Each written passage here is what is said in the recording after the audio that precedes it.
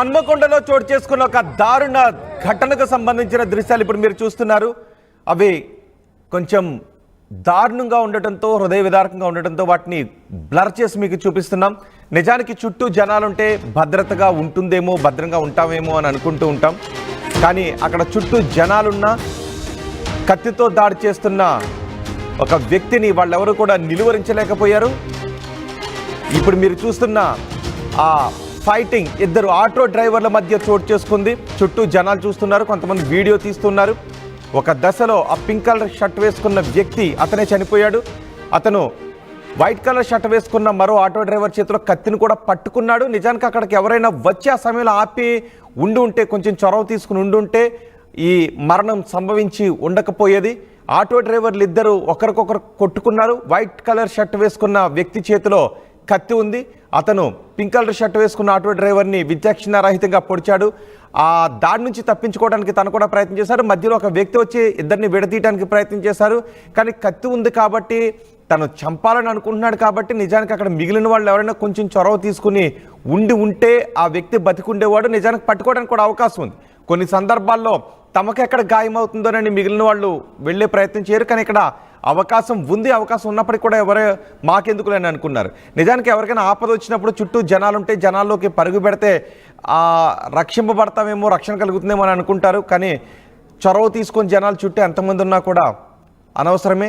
ఇక్కడ అదే జరిగింది. అదాలత్ జంక్షన్ సమీపంలో ఓ ఆటో డ్రైవర్ మరో డ్రైవర్ను కత్తితో పొడిచి చంపేశాడు.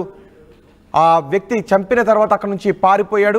మృతుడు మడికొండకు చెందిన రాజ్ కుమార్గా గుర్తించాడు. నడి రోడ్డుపైనే ఒక వ్యక్తిని చంపుతున్నప్పటికీ జనాలు పట్టించుకోలేదు. ఒకసారి మీరు ఆటో స్క్రీన్ పైన చూడండి. ఆ వైట్ కలర్ షర్ట్ వేసుకున్న వ్యక్తి చేతిలో కత్తి ఉంది. ఇద్దరు కింద పడిపోయారు. కింద పడిపోయిన తర్వాత ఎవరైనా ఆ వ్యక్తి చేతిలో ఉన్న కత్తిని పట్టుకొని చొరవ తీసుకుని ఉండుంటే ఈ మరణం సంభవించకుండా ఉండేది. ఒక వ్యక్తి ప్రాణాలతో బతికి ఉండేవాడు. మరో వ్యక్తి అతన్ని ఆపే ప్రయత్నం చేస్తున్నాడు. కానీ మిగిలిన వాళ్ళు ఎవరో కూడా చొరవ తీసుకోలేదు. ఏదో కోడి పందాలను చూసినట్టుగా చూస్తున్నారు మిగిలిన జనాలు. ఇద్దరు కత్తి చేతితో పట్టుకుని ఆ వ్యక్తిపై దాడి చేస్తున్నారు. ఇద్దరు ఒక దశలో కింద పడిపోయినప్పుడైనా మిగిలిన వాళ్ళు జేబులో చేతులు పట్టుకుని, లేదంటే సెల్ ఫోన్ పట్టుకుని వేడుకు చూస్తున్నట్టుగా చూశారు తప్ప అక్కడ నిలువరించడానికి అవకాశం ఉంది. నిజానికి కొన్ని సందర్భాల్లో కత్తులతో దాడి చేస్తున్నప్పుడు నిలువరించడానికి అవకాశం ఉండదు. ఎవరైనా అడ్డు వెళ్తే వాళ్ళ ప్రాణాలు పోయే అవకాశం ఉంటుంది. కానీ ఇక్కడ కొంచెం నిలువరించడానికి అవకాశం ఉన్నప్పటికీ కూడా ఆ ప్రయత్నం ఎవరు చేయలేదు. దీంతో ఒక వ్యక్తి ప్రాణాలు కోల్పోయాడు. మా ప్రతినిధి వెంకటరత్నం ఉన్నారు పూర్తి సమాచారం అందించడానికి. వెంకటరత్నం, అసలు ఎందుకు వీళ్ళిద్దరూ కత్తులతో దాడి చేసుకున్నారు? అసలు ఏం జరిగింది? ఈ ఘటనకు సంబంధించి మీ దగ్గర ఉన్న సమాచారం ఏంటి? అయితే దీనికి సంబంధించి కూడా గత కొద్ది రోజులుగా జరుగుతున్నటువంటి పాత కక్షలు అనుకోవచ్చు. ఇది ఎందుకు వివాహేతర సంబంధం. దీనికి కారణంగా ప్రాథమిక సమాచారం అయితే అందింది. ఇద్దరు ఆటో డ్రైవర్లు వీళ్ళు తెలిసినటువంటి వ్యక్తులే, కానీ ఒక వివాహేతర సంబంధమే ఈ ఘటనకు కారణంగా తెలుస్తుంది. వివరాలు కనుక ఒకసారి పరిశీలించినైతే అంటే వీళ్ళకి గత కొద్ది రోజులుగా వాగ్వాదం కూడా జరుగుతున్నట్టుగా ప్రస్తుతానికైతే సమాచారం అయితే తెలుస్తుంది. అక్కడ దాదాపు ఇక్కడ ఆటో డ్రైవర్ రాజ్ కుమార్, ఎవరైతే మాచల రాజ్ కుమార్ ఉన్నాడో అతను వేరే అమ్మాయితోటి కూడా వివాహేతర సంబంధం పెట్టుకోవడం వల్లనే హెచ్చరించినప్పటికీ కూడా తను మానుకోలేదని చెప్పి తెలుస్తుంది.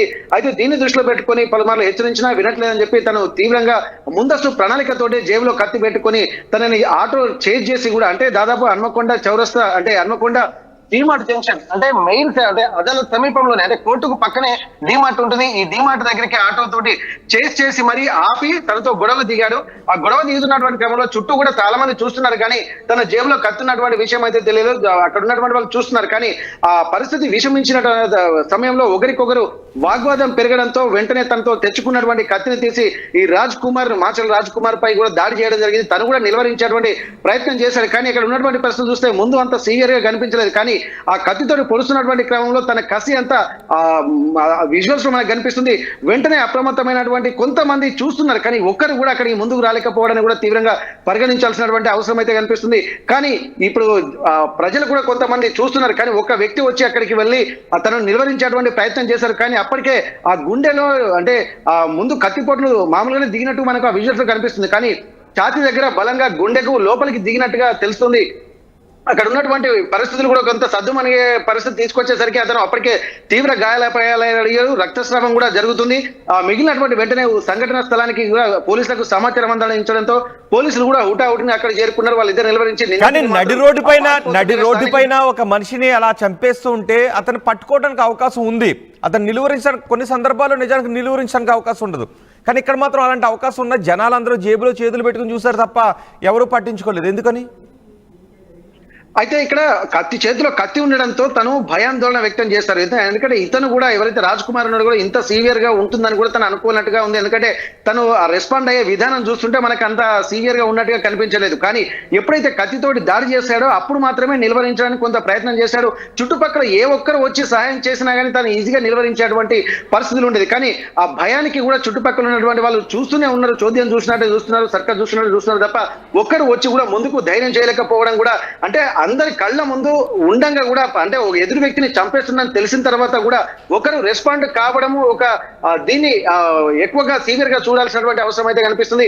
ఇప్పటికీ రాజ్ కుమార్ కూడా ఆ గుండెలో బలంగా గాయం కావడంతో మాత్రం అక్కడికి చనిపోయాడు ఉంటుంది. ఎందుకంటే మామూలు వేరే ప్లేస్లలో ఒకవేళ కత్తిపోట్లకు గురైనా కానీ హాస్పిటల్కి వెళ్ళిన తర్వాత చికిత్స అనంతరం కొంత బతికినటువంటి అవకాశాలు, ఎందుకంటే సీవియర్ సంఘటనలు జరిగినటువంటి వాళ్ళు కూడా బతికిన సంఘటనలే. కానీ ఆ గుండె పైన కూడా ఛాతీలోకి బలంగా దూసుకెళ్లడంతో తను ఎక్కువ గాయాలు కాకున్నప్పటికీ కూడా ఛాతీలోనే మెయిన్ ఎక్కువగా దిగినట్టుగా తెలుస్తుంది కత్తిపోటు.